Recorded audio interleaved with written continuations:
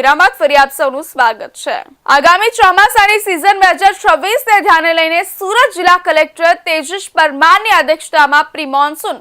Preparedness અને આપત્તિ વ્યવસ્થાપનની પૂર્વ આયોજનની સમીક્ષા અંગેની મીટિંગ કલેક્ટર કચેરીના સભાખંડમાં મળી હતી। આગામી ચોમાસુ સિઝનમાં સુરત શહેર જિલ્લામાં ભારે વરસાદ, પૂર, લોગિંગ અને વાવાઝોડાને કારણે ઊભી થતી પરિસ્થિતિને પહોંચી વળવા માટે તેની તમામ પ્રકારની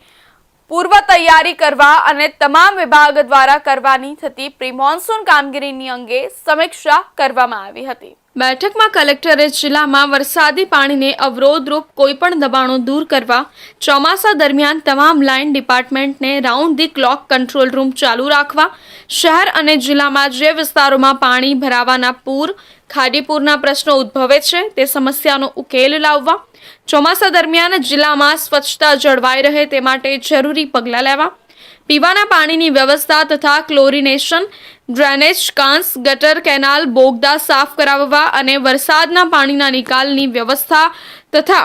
સ્થળાંતર કરવાના કિસ્સામાં શેલ્ટર હોમ અંગે પણ વિગતે જાણકારી મેળવી તેમણે સૌને પોતાના વિભાગના કામગીરીની વિગતો અદ્યતન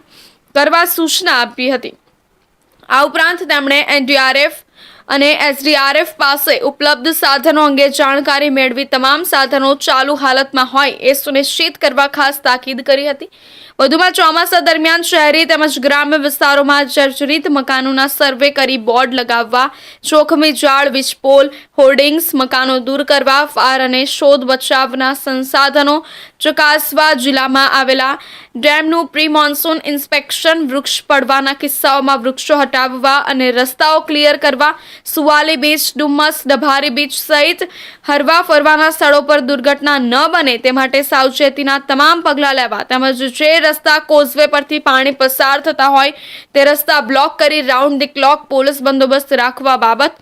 આશ્રય સ્થાન તરીકે ઉપયોગ કરવા માટે શાળાઓની યાદી, પ્રાથમિક આરોગ્ય કેન્દ્રમાં દવાનો પુરવઠો જળવાય, વીજળી, ગેસ, અનાજ, આરોગ્યલક્ષી સેવાઓ સહિતની આવશ્યક સેવાઓ જળવાઈ રહે, વધુ વરસાદના કારણે કેટલાક ગામડાઓ વિખૂટા પડી જાય છે ત્યાં આગળથી જ સ્થળાંતર કરાવવા બાબત, નીચાણવાળા વિસ્તારોમાં જ્યાં પાણી ભરાય છે તેની અગાઉથી ઓળખ કરી આ સમસ્યાના ઉકેલ માટે સંપર્ક અધિકારીની માહિતી સંબંધિત વિભાગોને આપવા સહિતની બાબતો અંગે કલેક્ટર તેજસ પરમારે સંબંધિત અધિકારીઓને જરૂરી સૂચનાઓ અને માર્ગદર્શન આપ્યું હતું।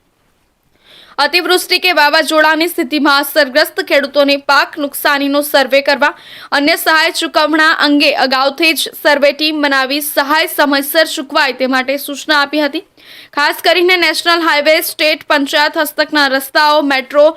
ડીએફસીઆઈએલ સહિતના રસ્તાઓ પર ખોદકામ, પેચવર્ક જૂન પહેલા પૂર્ણ કરી ટ્રાફિક જામ તેમજ અકસ્માતો ન થાય તે બાબતે કાર્યવાહી કરવા જણાવ્યું હતું। નેશનલ ડિઝાસ્ટર મેનેજમેન્ટ ઓથોરિટી દ્વારા હીટવેવ એડવાઇઝરી સંદર્ભે અગમચેતીના પગલાઓ લેવા તથા પ્રારંભિક ચેતવણી અંગે લોકોને માહિતગાર કરવા અંગે પણ ચર્ચા કરવામાં આવી હતી। બેઠક દરમિયાન દક્ષિણ ગુજરાત વીજ કંપની, ટોરેન્ટ પાવર, પાણી પુરવઠા તથા અન્ય આવશ્યક સેવા સાથે સંકળાયેલા વિભાગોને